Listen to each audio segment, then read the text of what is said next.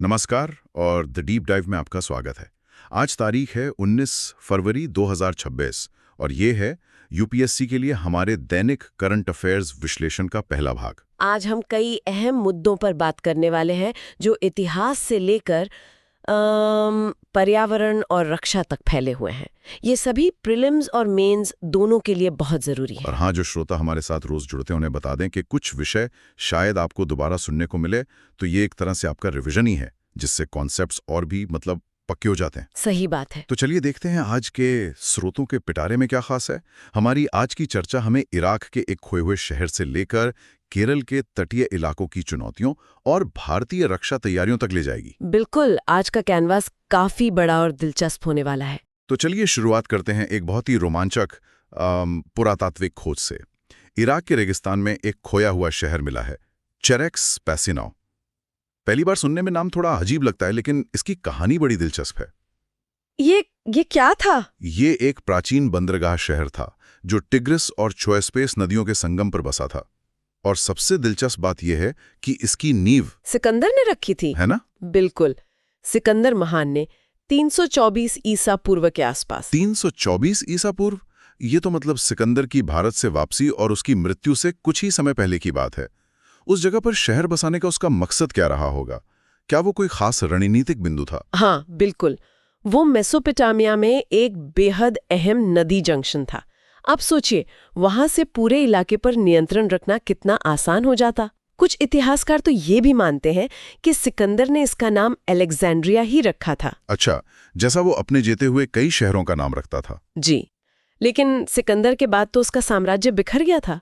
तो फिर इस शहर का क्या हुआ? हाँ, यही मेरा अगला सवाल था। सिकंदर की मृत्यु के बाद ये सेल्यूसिड साम्राज्य के हिस्से में आया, लेकिन कुछ समय बाद एक भयंकर बाढ़ में ये शहर पूरी तरह तबाह हो गया। ओह!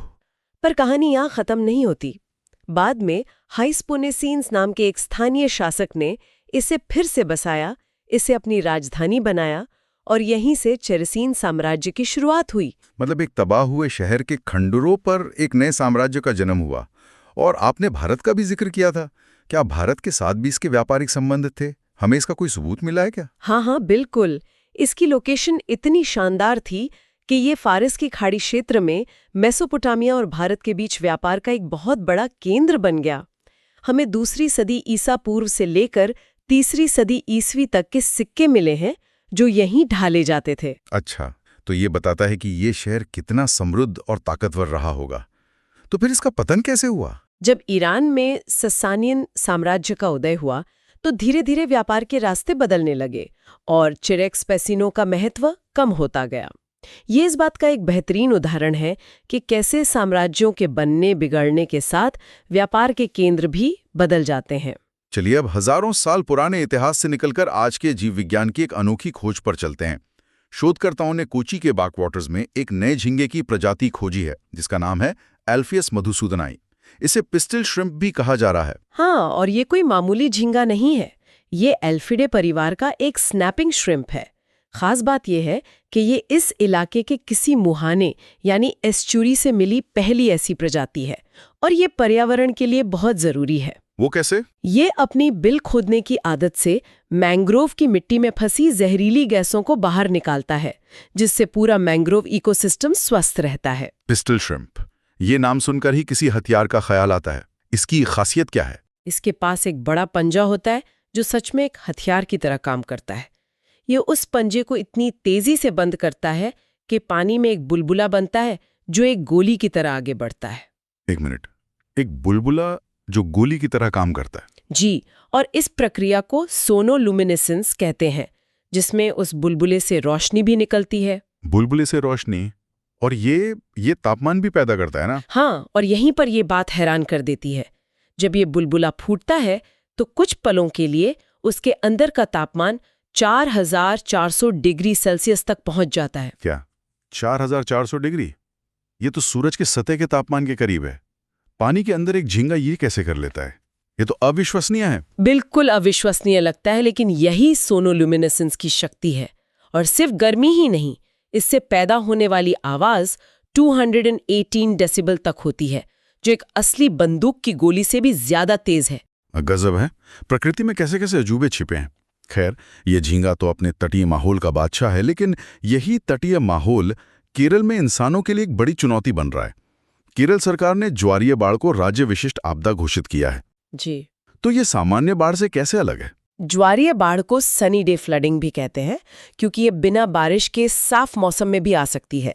ये तब होती है जब तेज हवाएं और पूर्णिमा या अमावस्या के ऊंचे ज्वार मिलकर समुद्र के पानी को निचले तटीय इलाकों में धकेल देते हैं। अच्छा। और चक्रवात वाली बाढ़ की तरह ये एक बार नहीं आती, बल्कि ज्वार के साथ दिन में 2 बार आ सकती है। तो इसे राज्य विशिष्ट आपदा घोषित करने से जमीनी स्तर पर क्या बदलेगा? मतलब क्या ये सिर्फ एक प्रशासनिक घोषणा है या इससे लोगों को असल में कोई मदद मिलेगी? पीड़ितों को वैसी ही आर्थिक सहायता दी जाएगी जैसी चक्रवात या भूस्खलन जैसी राष्ट्रीय आपदाओं में मिलती है। तो ये देश में पहली बार हुआ है कि किसी राज्य ने ऐसा किया हो? जी, ये पहली बार है। और केरल ने तटीय कटाव, बिजली गिरना, लू और इंसान वन्यजीव संघर्ष को भी राज्य विशिष्ट आपदाओं में शामिल किया है। ये दिखाता है कि राज्य अपनी अनोखी भौगोलिक चुनौतियों को पहचान कर उनसे निपटने के लिए सक्रिय कदम उठा रहा है। बिल्कुल। अच्छा, ये तो हुई आपदा प्रबंधन की बात। अब संरक्षण की एक अनोखी पहल पर आते हैं। छत्तीसगढ़ वन विभाग ने उदंती सीता नदी टाइगर रिजर्व में मालाबार पाइड हॉर्नबिल के लिए हॉर्नबिल रेस्टोरेंट खोले हैं। ये क्या है? ये एक बहुत ही शानदार पहल है। आप देखिए, मालाबार पाइड हॉर्नबिल एक बड़ा और खूबसूरत पक्षी है जो मुख्य रूप से फल खाता है, और फल खाने के बाद ये बीजों को दूर दूर तक फैलाता है, जिससे जंगल को बढ़ने में मदद मिलती है। अच्छा, इसीलिए इसे जंगल का किसान भी कहते हैं ना? हाँ, बिल्कुल। तो फिर इनके लिए अलग से रेस्टोरेंट बनाने की जरूरत क्यों पड़ी? क्या टाइगर रिजर्व में इनके लिए भोजन की कमी हो रही है? यही मैं भी सोच रहा था। ये एक अच्छा सवाल है। असल में जंगल कटने और कुछ खास तरह के फलदार पेड़ों की कमी होने से इन पक्षियों के प्राकृतिक भोजन स्रोत पर असर पड़ रहा है। ये रेस्टोरेंट असल में ऐसे क्षेत्र हैं जहां वन विभाग खास तौर पर फलदार पेड़ लगा रहा है और उनके लिए फलों का इंतजाम कर रहा है, ताकि इनकी आबादी को सहारा मिल सके। और इनकी संरक्षण स्थिति क्या है? IUCN की सूची में ये संकट के निकट यानी नियर थ्रेटन श्रेणी में है, इसलिए ये पहल बहुत जरूरी है। जंगल और उसके जीवों को बचाने से अब बात करते हैं देश की सीमाओं को बचाने की। रक्षा क्षेत्र में काफी कुछ हो रहा है। कर्नाटक में एयरबस H-125 हेलीकॉप्टर की असेंबली लाइन शुरू हुई है।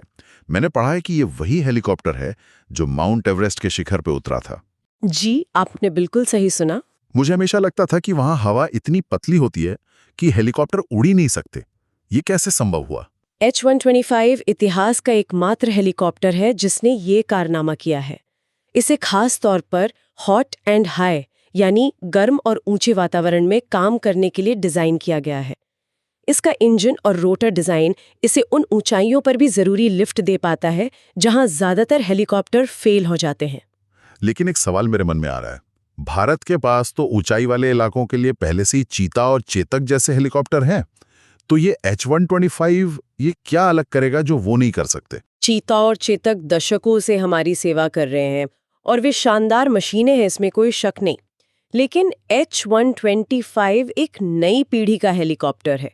ये ज्यादा वजन उठाकर ज्यादा तेजी से ज्यादा ऊंचाई तक जा सकता है। अच्छा। आप सोचिए, सियाचिन जैसी जगहों पर सैनिकों तक रसद पहुंचाने या किसी आपात स्थिति में बचाव अभियान चलाने में इसकी क्षमता कहीं ज्यादा है। ये हमारे हाई एल्टीट्यूड लॉजिस्टिक्स को एक बड़ी बढ़त देगा। मतलब ये हमारी सेना की क्षमता में एक बड़ा इजाफा है। और जहां तक क्षमता बढ़ाने की बात है, रक्षा अधिग्रहण परिषद यानी DAC ने हाल ही में करीब 3.60 लाख करोड़ रुपए के प्रस्तावों को मंजूरी दी है।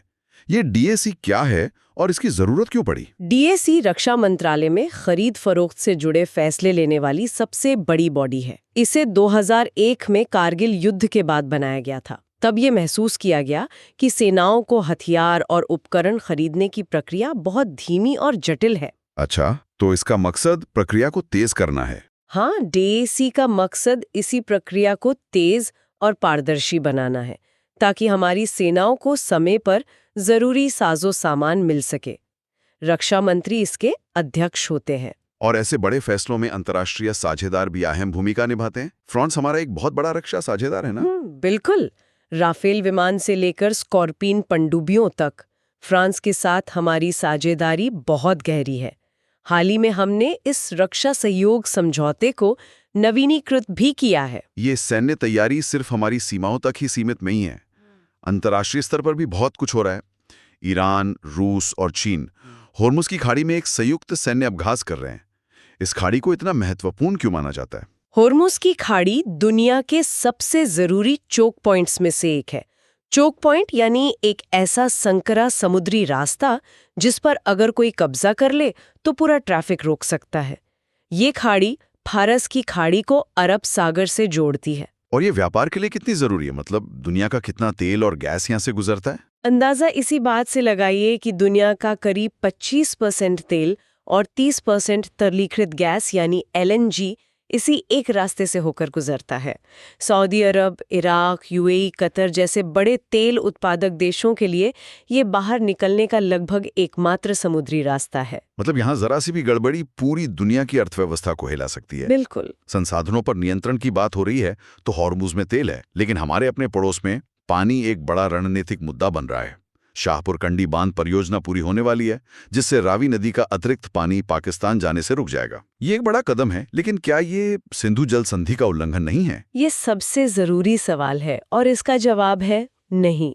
ये सिंधु जल संधि का उल्लंघन बिल्कुल नहीं है। 1960 की संधि के तहत रावी, ब्यास और सतलुज नदियों के पानी पर भारत का पूरा हक है। अच्छा, चला जाता था। तो ये बांध बस भारत को अपने हक के पानी का पूरा इस्तेमाल करने की क्षमता देगा? बिल्कुल। ये दिखाता है कि अब देश पानी को सिर्फ एक जरूरत के तौर पर नहीं बल्कि एक रणनीतिक संपत्ति के रूप में देख रहे हैं।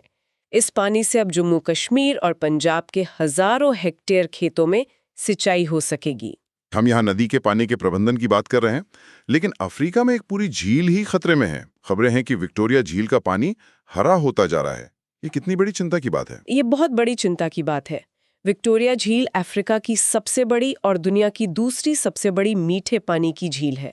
ये 3 देशों तंजानिया, युगांडा और केन्या की सीमा पर है और नील नदी का मुख्य स्रोत भी है। लाखों लोगों की जिंदगी इस झील पर निर्भर करती है। तो इस हरेपन का कारण क्या है? क्या ये प्रदूषण है, जलवायु परिवर्तन है या कुछ और? और इसका उन लाखों लोगों पर क्या असर पड़ेगा? इसका मुख्य कारण है यूट्रोफिकेशन। जब खेतों से बहकर आए उर्वरक और शहरों से निकला अनुपचारित सीवेज पानी में मिलता है तो उसमें पोषक तत्वों की मात्रा बहुत बढ़ जाती है। इससे पानी में काई यानी एल्गी की परत जम जाती है जो पानी का ऑक्सीजन सोख लेती है। और इससे मछलियां मरने लगती हैं? हाँ, मछलियां मरने लगती हैं और पानी जहरीला हो जाता है। ये सीधे तौर पर लाखों लोगों की आजीविका और स्वास्थ्य पर हमला है। तो आज हमने देखा कि कैसे हजारों साल पहले नदियों के संगम पर बसे शहरों से लेकर आज के दौर में समुद्र के संकरे रास्तों और नदियों के पानी पर नियंत्रण, सब कुछ भूगोल और संसाधनों से जुड़ा है। बिल्कुल। और आज की चर्चा से एक बड़ा सवाल उभरता है। हमने देखा कि हॉर्मुज जैसा एक चोक पॉइंट कैसे वैश्विक अर्थव्यवस्था को बंधक बना सकता है और रावी पर बना एक बांध कैसे एक क्षेत्रीय शक्ति संतुलन को बदल सकता है। ये सोचने पर मजबूर करता है, वाकई। ऐसे पीने का साफ पानी और अन्य प्राकृतिक संसाधन तेल से भी ज्यादा कीमती होते जाएंगे तो क्या भविष्य की भू राजनीति पारंपरिक सीमाओं के बजाय पानी की पाइपलाइनों और नदी घाटियों के इर्द गिर्द लड़ी जाएगी? क्या सहयोग की भावना प्रबल होगी या संघर्ष की? ये एक बहुत ही जरूरी सवाल है जिस पर हम सबको सोचना चाहिए। आज के इस विश्लेषण में शामिल होने के लिए धन्यवाद। अगर आपको ये चर्चा उपयोगी लगी तो कृपया इसे लाइक करें और हमारे चैनल को सब्सक्राइब करें ताकि आप कोई भी अपडेट ना चुकें। कल फिर मिलेंगे।